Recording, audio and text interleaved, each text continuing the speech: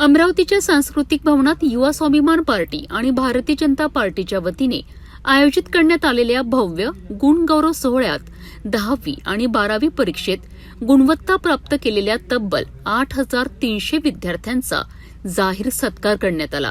आमदार रवी राणा आणि भाजप नेत्या तथा माजी खासदार नवनीत राणा यांच्या हस्ते विद्यार्थ्यांना सन्मान चिन्ह, प्रमाणपत्र आणि पुष्पगुच्छ देऊन गौरविण्यात आलेत। या कार्यक्रमाला महापौर श्रीचंद तेजवाणी, जिल्हा शहराध्यक्ष नितीन धांडे, उपमहापौर सचिन भेंडे, हरप्रीत मिन्हास, प्रकाश साबळे यांच्यासह अनेक मान्यवर उपस्थित होते।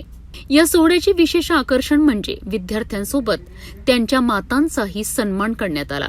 विद्यार्थ्यांच्या यशामागे असलेल्या आईच्या योगदानाला सलाम करत साडी भेट देण्यात आली, तर विद्यार्थ्यांना शैक्षणिक bag, notebook, pen, water bottle आणि टिफिन बॉक्सचे वाटप करण्यात आले। या कार्यक्रम दरम्यान मुख्यमंत्री देवेंद्र फडणवीस आणि अमरावतीचे पालकमंत्री चंद्रशेखर बावनकुळे यांनी दूरध्वनीद्वारे विद्यार्थी आणि पालकांचे अभिनंदन करत शुभेच्छा दिल्यात।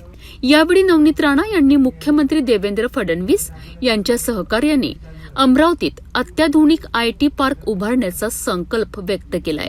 विद्यार्थ्यांना रोजगारासाठी बाहेर जावे लागू नये याकरिता अमरावतीला शैक्षणिक आणि औद्योगिक केंद्र बनवण्याचा निर्धार त्यांनी व्यक्त केला। माझा फक्त एवढंच मला खंत राहील की दरवर्षी ज्या मुलांना मी दिल्ली पार्लमेंट नेत होती, खासदार असताना 5 वर्ष 500 मुलांना ते फक्त मिस होत आहे माझ्याकडनं।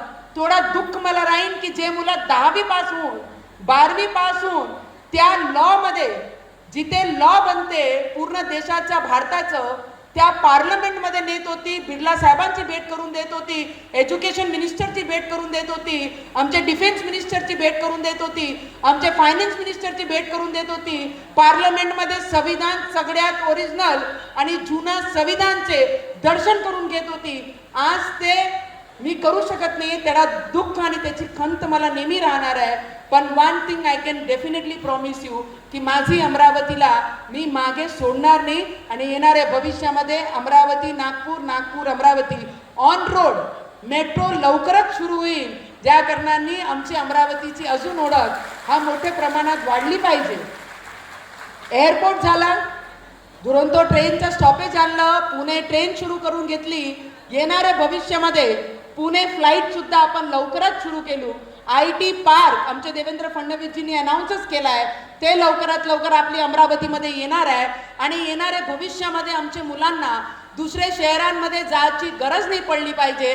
त्या गोष्टीकरिता एक लीडर, एक सून, एक या अमरावतीची सदस्य म्हणून मी तुम्हाला एवढाच विश्वास देऊ सकते, आने वाला भविष्य ये हमारा ही होगा। हम इस भविष्य के साथ किसी को खेलने नहीं देंगे और मेरी अमरावती आने वाले भविष्य में बड़े सिटियों के साथ कंपेयर हो इतना काम हम जरूर करेंगे। एवढंच मी सगळ्यांना सांगते आणि जेवढे मुलं इथे आहे देवा चरणी एवढंच प्रार्थना करीन, इथे बसलेला प्रत्येक विद्यार्थी आमच्यापेक्षा मोठा हो एवढीच देवाचरणी प्रार्थना करताना सगळ्यांना खूप सारा प्रेम। तर आमदार रवी राणा यांनी विद्यार्थ्यांना जीवनातील प्रत्येक संधीचा लाभ घेण्याचे आवाहन करत सातत्य, मेहनत आणि जिद्दीच्या बळावर यश संपादन करण्याचा संदेश दिला। आज अमरावतीमध्ये जे विद्यार्थी शिकतात, मुंबई, पुणे, हैदराबाद, दिल्ली मोठमोठ्या शहरामध्ये नोकरीसाठी जातात, पण अमरावतीमध्ये एवढे मोठे मोठे उद्योग आता येत आहे। अमरावती ज्या गतीने वाढत आहे त्या गतीमध्ये खऱ्या अर्थानं हरमनचा सुद्धा एक प्लांट घेऊन मोठ्या प्रमाणात आपल्याला रोजगाराची संधी अमरावतीमध्ये एक चांगली मिळणार आहे। आज नांदगाव पेठ MIDC जर तुम्ही पाहिली तर प्रत्येक ठिकाणी उद्योगाचं काम चालू आहे। आज त्या ठिकाणी रेमंड आलेला आहे, सियाराम आलेला आहे, श्याम इंडो आलेला आहे, रतन इंडियाचा प्लांट चालू आहे, टेक्स्टाईल पार्क 2000 एकरामध्ये टेक्स्टाईल पार्क होत आहे, 100 एकरामध्ये हरमनच्या फॅक्टरीचं काम चालू आहे। आज पॉवर प्लांटच्या माध्यमातून सोलरचा सुद्धा मोठा प्रोजेक्ट त्या ठिकाणी येत आहे। अशा IT पार्कचं मोठ्या प्रमाणात येणाऱ्या काळामध्ये भविष्यामध्ये निर्मिती होणार आहे। असे मोठे मोठे जेव्हा आपण प्रोजेक्ट अमरावतीमध्ये आणतो त्याच्या माध्यमातूनच खऱ्या अर्थानं अमरावतीची गती होते, विद्यार्थ्यांना कुठेतरी मोठ्या प्रमाणात रोजगाराची संधी मिळते आणि त्याच्यासाठी लागते पॉलिटिकल ज्याच्यामध्ये विजन असते, जो पॉलिटिकल त्याच्यामध्ये विजन ठेवून काम करू शकते, ज्याची पकड महाराष्ट्राच्या मंत्रालयापासून तर दिल्लीच्या तख्तापर्यंत असते, तोच राजकीय नेता अमरावती जिल्ह्याचा विकास करू शकते. आणि ती संधी मागच्या वेळेस नवनीत राणाला आपण सगळ्यांनी दिली. एक आमदार म्हणून मला संधी दिली. आणि मला असं वाटतं की जेव्हा स्टुडंट लाईफमध्ये विद्यार्थी जेव्हा शिकतात तसं पॉलिटिशियनसुद्धा स्टुडंट असतो. पॉलिटिशियनचं पण काही पूर्ण अभ्यास पूर्ण नसते. नितीन भाऊ, जेव्हा आपण पॉलिटिकल जीवनामध्ये काम करतो तर आपल्यापेक्षा सिनियर लोक जे असतात त्यांच्यापासून आपल्याला शिकावं लागते. जेव्हा विद्यार्थी जीवनामध्ये असतो तर आपल्या गुरुकडनं शिकावं लागते, आईकडनं शिकावं लागते, वडिलांकडनं शिकावं लागते, आपल्या सिनियरकडनं शिकावं लागते. जो शिकण्याची तयारी ठेवतो तोच सगळे मिशन गाठू शकतो, तोच सगळे यश मिळू शकतो. म्हणून शिक्षण हे कधी जीवनात खतम होत नाही. ज्या चांगल्या गोष्टी मिळते त्या शिकत जायचं आणि यशाची पायरी एक एक गाठत राहायचं आणि पुढे जात राहायचं.